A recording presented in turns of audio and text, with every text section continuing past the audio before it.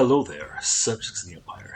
This is Eye on the Empire, where we review holo transmissions intercepted and decoded by our agents from the Imperial Security Bureau. You may notice that we're not your usual hosts for these reviews. I'm sure there's a very good reason for that. Today's report is on the second 3 episodes of Andor Season 2. Before we get started, here's 2 disclaimers. First disclaimer. This report and all these reports might contain spoilers. Second disclaimer. This reviewer really enjoyed the first season of Andor, even though they didn't like World 1. Will the second season be just as good as the first? Let's find out. The primary story arc of this trio of episodes is what's going on in Gorman, a planet that the Empire wants to take over. Here's what the carriers have been up to. Young William and Bix are now active members of the rebellion. He's delivering some sort of detonator to a band of rebels led by Saw, who forces Willem into his service. Saw, I guess, has been sniffing this highly explosive rocket fuel that destroys your lungs and melts your brain. William is so moved by Saw's insane rants that he decides to join him in a big sniff-off of melting your brain cells. Andor and Bix are living in a safe house on Coruscant, moving from mission to mission. Bix is having a really hard time. Andor is trying to help, but it's not going to be enough. She's having these terrible dreams, seeing things that aren't there, and self-medicating spice. In this episode, it feels like several characters could die. I kept thinking they're going to have Andor come home and find that she took a fatal dose of spice, a terrible ending after everything they put her through, but one that kind of makes sense. Bix has been through trauma after trauma.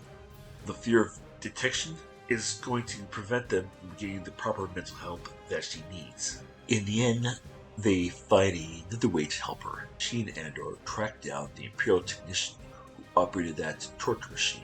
She gives him a proper taste of his own medicine. Was revenge the best cure? If it was, doesn't Dedra deserve some of that? She was the one supervising Bix's interrogation and torture.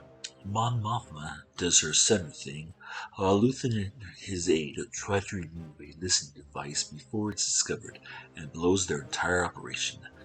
Bail Organa makes a cameo.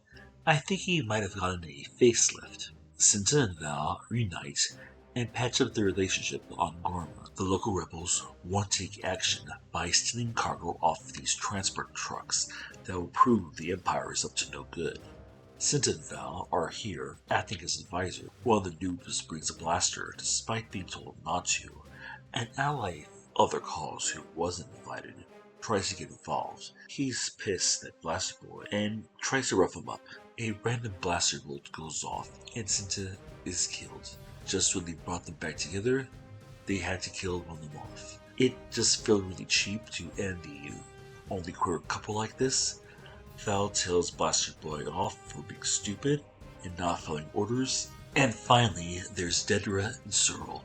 We learn why she's with him. He's a useful asset, a bit overeager, but a loyal and willing one. She's using him as her secret agent on Gorman.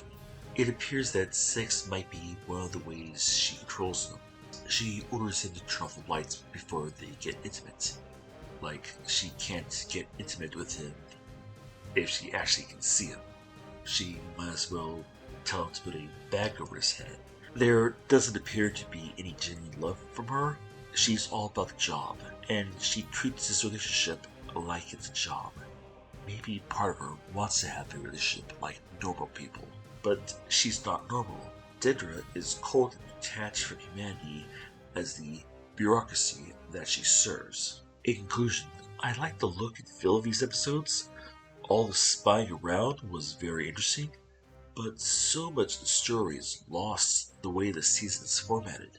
Condensing an entire season to just 3 episodes before moving on to the next 3 until the next episode.